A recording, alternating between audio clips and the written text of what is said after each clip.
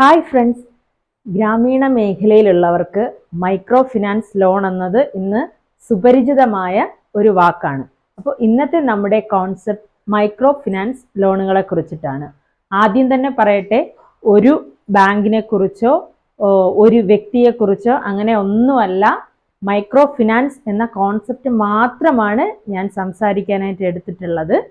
മറ്റൊരു കാര്യം കൂടെ പറയട്ടെ, നമ്മൾ എവിടെ നിന്ന് ലോൺ എടുത്താലും കൃത്യമായി ലോൺ അടയ്ക്കുക എന്നത് നമ്മുടെ ഉത്തരവാദിത്തമാണ്.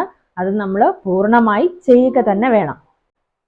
മൈക്രോ ഫിനാൻസ് ലോണുകളെ കുറിച്ച് പറയുമ്പോൾ പ്രൈവറ്റ് ബാങ്കുകളിലൂടെയും ലഭിക്കുന്നുണ്ട്. അതുപോലെ തന്നെ കുടുംബശ്രീയുടെ അയൽക്കൂട്ടങ്ങൾ വഴിയും മൈക്രോ ഫിനാൻസ് ലോണുകൾ ഇപ്പോൾ ലഭ്യമാണ്. ഞാൻ അതല്ല പറയുന്ന, പ്രൈവറ്റ് ബാങ്കുകളിലൂടെ ലഭിക്കുന്ന മൈക്രോ ഫിനാൻസ് ലോണുകളെ കുറിച്ചാണ് സംസാരിക്കുന്നത്. ഏത് കാര്യത്തിനായാലും പോസിറ്റീവും ഉണ്ട്, നെഗറ്റീവും ഉണ്ട്. അപ്പോൾ ആദ്യം പോസിറ്റീവ് എന്ന് തന്നെ തുടങ്ങാം നമുക്ക്. അപ്പോൾ ഗ്രാമീണ മേഖലയിലുള്ളവർ ഈ ലോണുകളെ കൂടുതലായിട്ട് ആശ്രയിക്കാനുള്ള ഒരു പ്രധാന കാരണം, ഈ ലോണ് ലഭിക്കാനായിട്ട് നമ്മൾ വസ്തുവിന്റെ ഈടോ മറ്റ് എന്തെങ്കിലും ഈടോ ഒന്നും കൊടുക്കേണ്ടതില്ല. പിന്നെ സാലറി സർട്ടിഫിക്കറ്റ് പോലുള്ള ഒന്നും ആവശ്യമില്ല. ഒരു വായ്പകൾ പെട്ടെന്ന് തന്നെ ലഭിക്കുന്നത് കൊണ്ടാണ് ഗ്രാമീണ മേഖലയിലുള്ളവർ കൂടുതൽ മൈക്രോ ഫിനാൻസ് ലോണുകളെ ആശ്രയിക്കുന്നത്. ഈ ലോണ് ലഭിക്കാനായിട്ട് ബാങ്ക് ആദ്യം ചെയ്യുന്നത്, ഒരു ഏരിയയിൽ മിനിമം ഒരു 5 പേരടങ്ങുന്ന ചെറു ഗ്രൂപ്പുകൾ ഫോം ചെയ്യും. ഇവരുടെ പരസ്പര ജാമ്യത്തിലാണ് എല്ലാവർക്കും ലോണ് കൊടുക്കുന്നത്. ഇത് തിരിച്ചടവ് വരുന്നത് ആഴ്ചയിലോ മാസത്തിലോ ആയിരിക്കാം.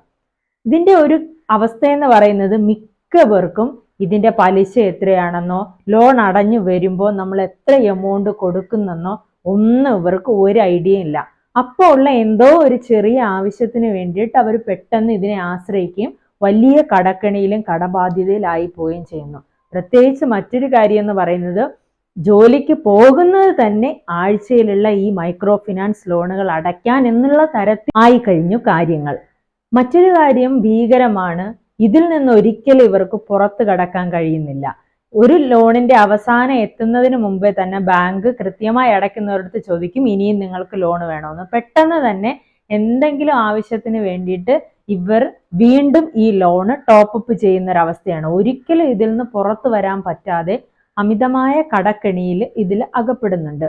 ഇതിൽ തന്നെ ഈ ലോണ് വീണ്ടും എടുക്കുമ്പോഴും പ്രോസസ്സിംഗ് ചാർജുകളും ഇൻഷുറൻസും, അധിക ഇൻഷുറൻസ് എല്ലാം തന്നെ കൊടുത്ത് വീണ്ടും ഈ ചെറിയൊരു തുകയ്ക്ക് വേണ്ടി അമിതമായ ഭാരമാണ് നിങ്ങൾ തലയിൽ ചുമക്കുന്നത്.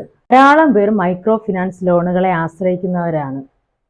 ലോണുകൾ ടോപ്പപ്പ് ചെയ്യുമ്പോഴെങ്കിലും നിങ്ങൾ ശ്രദ്ധിക്കേണ്ട ഒരു പ്രത്യേക കാര്യം, നമ്മൾ അമിതമായ പ്രോസസ്സിംഗ് ഫീസും ഇതിൻ്റെ ഇൻഷുറൻസ് ഒക്കെ ഇതിൽ ഒളിഞ്ഞിരിക്കുന്നുണ്ട്.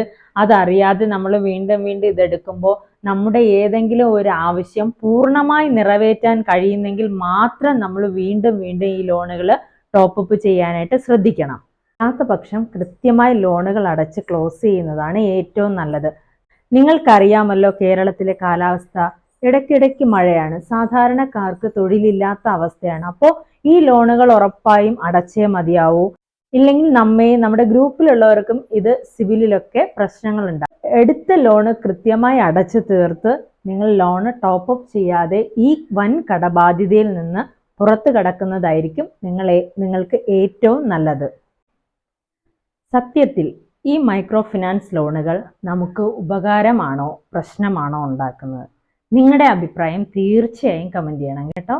വീഡിയോ ഇഷ്ടമായ ലൈക്ക് ചെയ്യണം കേട്ടോ. ചാനൽ സബ്സ്ക്രൈബ് ചെയ്യാത്ത കൂട്ടുകാർ ചാനൽ കൂടെ ഒന്ന് സബ്സ്ക്രൈബ് ചെയ്യണം. ബൈ.